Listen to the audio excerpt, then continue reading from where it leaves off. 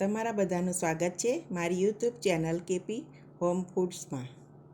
આજે આપણે જાડા મઠિયા બનાવીશું, તો ચાલો હું તમને મારી રેસીપી બતાવું। તો હવે શરૂ કરીશું। અહીંયા મેં જાડા મઠિયાનો લોટ લીધો છે 500 ગ્રામ, 100 ગ્રામ ઘઉંનો લોટ લીધો છે, 50 ગ્રામ ચણાનો લોટ છે, 125 ગ્રામ પોણી વાડકી માપમાં જોઈએ તો 125 ગ્રામ ખાંડ છે, અડધી વાડકી તેલ છે, 2 ચમચી તલ છે, સ્વાદ પ્રમાણે મીઠું છે, 2 ચમચી લાલ મરચું છે, અડધી ચમચી અજમો છે। તો હવે એને આપણે બધું મિક્સ કરી લઈશું।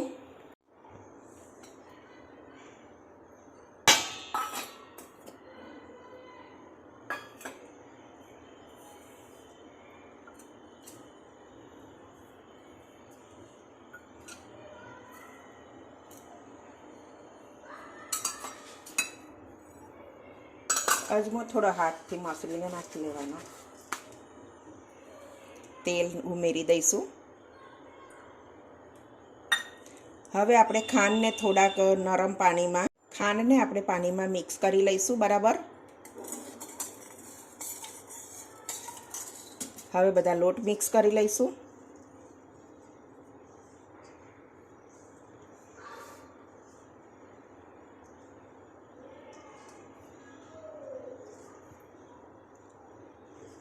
ખાંડ બરોબર વઘારી લેવાની।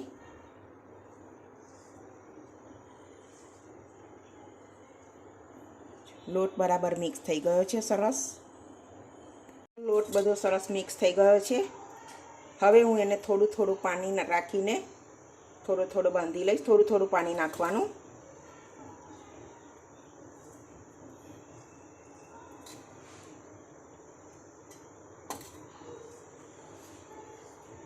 લોટ કઠણ બાંધવાનો, બહુ કઠણ નહીં અને બહુ ઢીલો પણ નહીં। પાણી ખૂટે તો સાદું લઈ લેવાનું।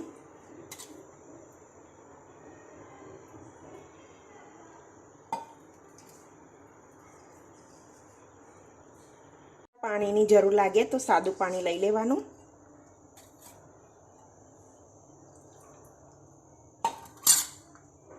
લોટને સરસ બાંધીને તૈયાર કરી લીધો છે। તો હવે એને આપણે અડધો કલાક સુધી ઢાંકીને મૂકી રાખીશું।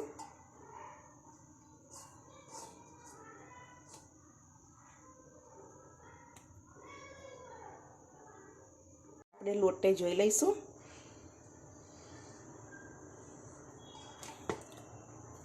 સરસ થઈ ગયો છે લોટ। બરાબર મિક્સ કરી લેવાનો। એને હાથથી હથેળીથી સરસ મસળી લેવાનો।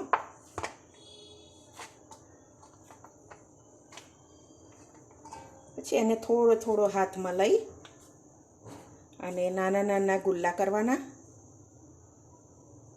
મઠિયાની જે સાઈઝ જોઈતી હોય એ નાના નાના ગુલ્લા કરવાના। હું અહીંયા આટલી નાના નાના કરું છું।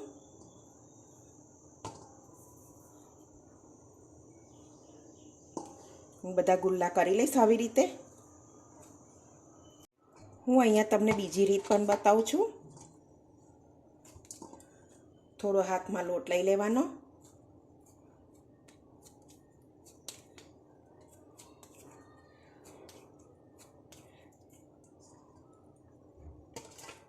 એને પાટલીની મદદથી મોટો રોટલો વણી લેવાનો।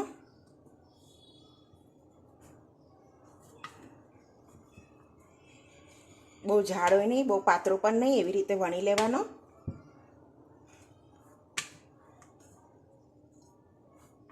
બહુ પાતળા હશે તો મઠિયા ફૂલશે નહીં।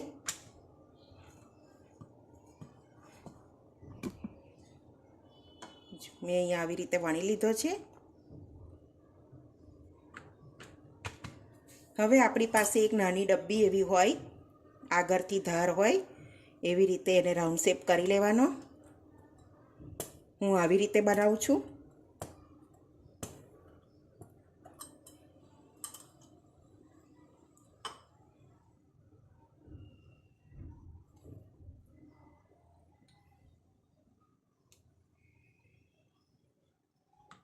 આવી રીતે થશે બધા મઠિયા। હવે બધા મઠિયાને તાજા જ તરવાના છે, સુકાવા નથી દેવાના। તો આપણે બધા આવી રીતે વણી લઈશું। હું અહીંયા થોડા વણી અને થોડા તરીશ। તો ચાલો હું તમને તરીને બતાવું। મેં અહીંયા તેલની કઢાઈ મૂકી દીધી છે. તેલ સરસ થઈ ગયેલું છે. તો હવે આપણે મઠિયા લઈ લઈશું એક એક.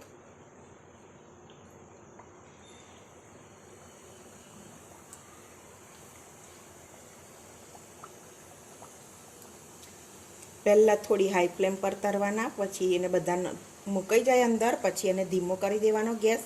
મીડિયમ ગેસ ઉપર કરવાના. જો તમે ફૂલ ગેસ પર કરશો તો મઠિયા કડક નહીં થાય.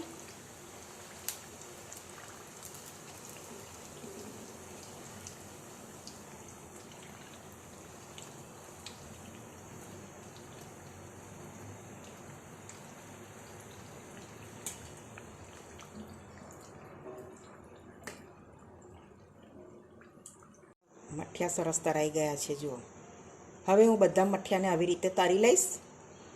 તો મિત્રો, આપણા જાડા મઠિયા બની ગયા છે. જો તમને મારી આ રેસીપી ગમી હોય તો વિડીયોને લાઈક કરજો, સબસ્ક્રાઈબ કરજો અને તમારા ફ્રેન્ડ જોડે શેર કરજો. તો હવે મળીશું બીજી રેસીપીમાં. ત્યાં સુધી બધાને જય સ્વામિનારાયણ.